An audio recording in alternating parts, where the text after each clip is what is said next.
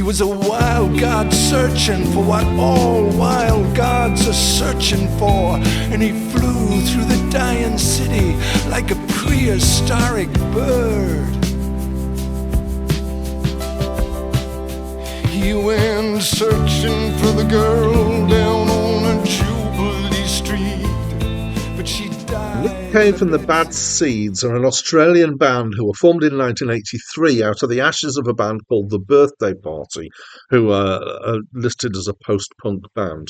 They are led, so this is the Nick Cave and the Bad Seeds now, led by Nick Cave, fairly obviously, who's a singer and songwriter who writes and sings songs about grotesque things generally, violence, murder, sex, dark stories. There's very much a gothic story element to their music.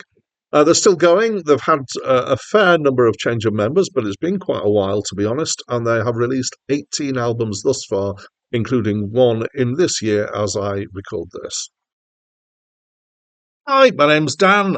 So on this channel, mostly what I'm doing is reviewing a list of albums, which are the 3,000 greatest albums of all time, according to a website called Plain Music. Go look at that for more details. And occasionally, though, I step off that list and do reviews that are not on the list. And one of those reasons that I do that is for request reviews. I do not promise to review everything that I'm requested to do. I have reviewed most things I've been requested to do. And the way to request a review is to just leave a comment on any of my videos, and I should see it.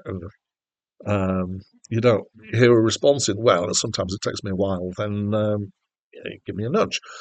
This was requested on a review of a Nick Cave and the Bad Seeds album. And I made a comment in the review about feeling like they basically had found a thing that they were doing, and that it was good, but it was generally more of the same. And he challenged that and saying that later Nick Cave stuff is different. And so he requested a review of this album, which is the most recent album by Nick Cave, and is credited to Nick Cave and the Bad Seeds, and is his 18th studio album.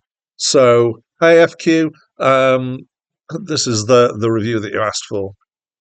So, what am I going to describe it as? I'm going to throw in the term baroque pop here, and possibly a limited understanding of what that means is that it's kind of a term from the 60s and 70s of people who are, belting out stuff and had a lush, possibly orchestral, maybe strings backing, but it kind of felt like it had this whole, the depth of the music was classical as much as rock. And I'm thinking about people like, so immediately, and his name's just come out of my head, Scott Walker comes to mind, but people like Andy Williams and to some extent Frank Sinatra, although he tended to be more vocal jazz, and some of the more kind of croony people like Bing Crosby, and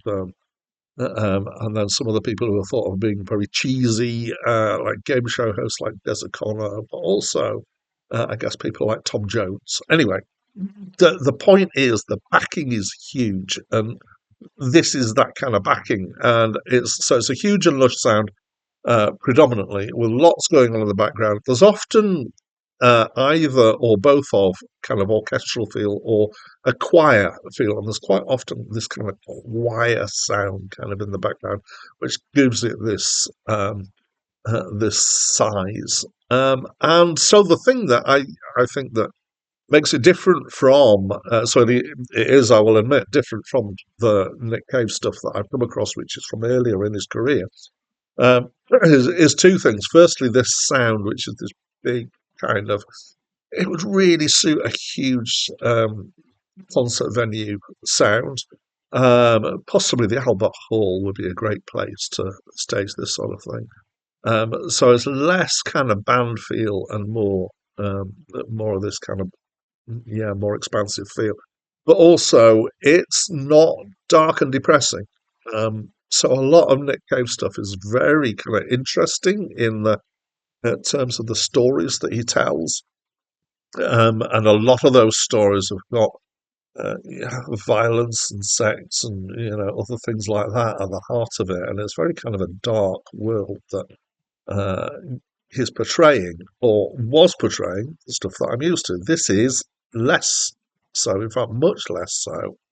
Um, but it's still really interesting stuff. So it's more positive, I would say. And there's a lot of interesting metaphor going on in the songs. And it certainly comes back to this concept of gods. And it's kind of this view of a god shambling around a retirement home.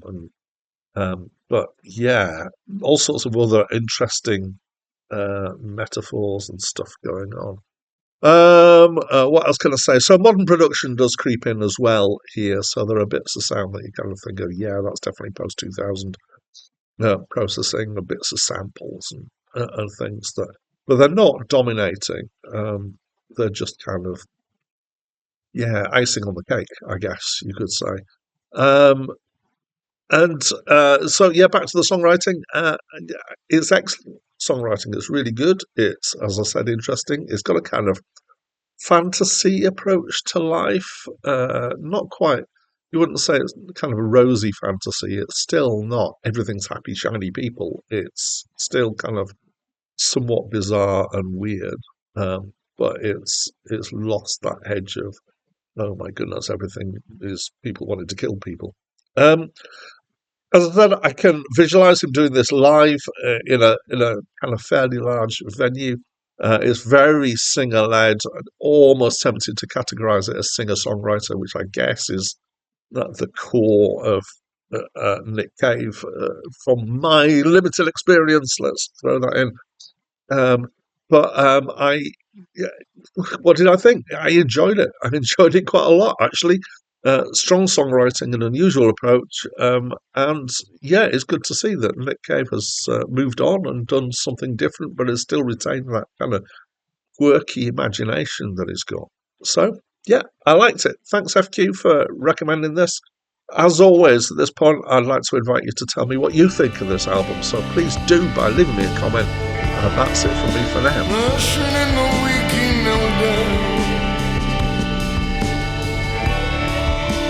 Crushed his brother's head in with a bone. It's my great